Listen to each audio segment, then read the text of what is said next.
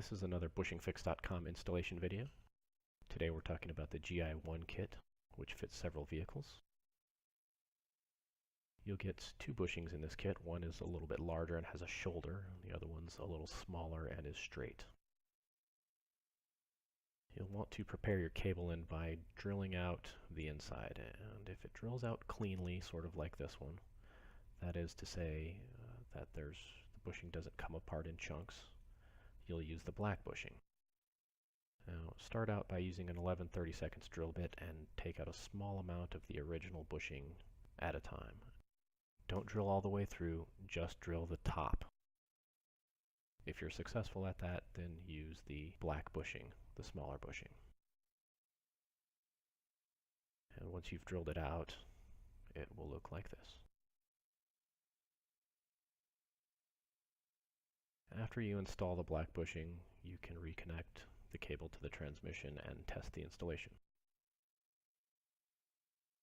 If when you're drilling out with the 11/32 drill bit and it begins to chunk, or it comes out in several pieces, or falls apart, or comes out entirely, rather than using the black bushing, you will use the green bushing. And to prepare for the green bushing, you'll just drill out using a 3/8 drill bit just the top of the cable end. You don't want to go all the way through, so put a piece of wood or metal underneath the cable end, or better yet, use a drill stop.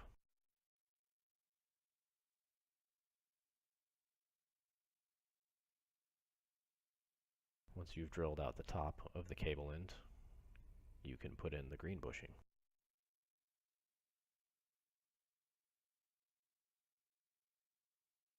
You should be able to mostly press it in straight. It helps if you work it side to side a little bit. Once you've got it most of the way in, you can seat it with the blunt end of the tool.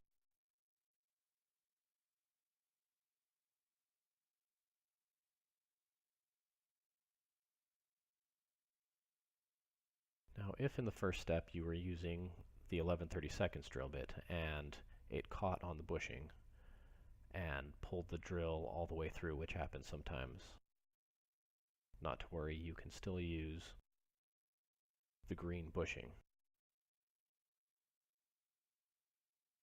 You can test this with the black bushing and try and push it all the way through the cable end. And if you ever end up in a situation where it goes all the way through like this one does, you can just install the green bushing.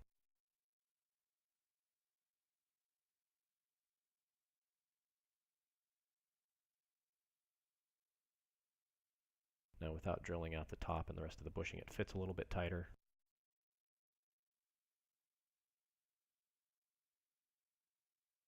But you can use your judgment based on your preference.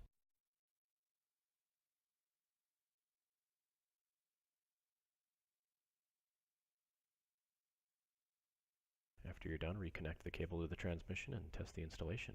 And that's it, you're done. Thanks for watching.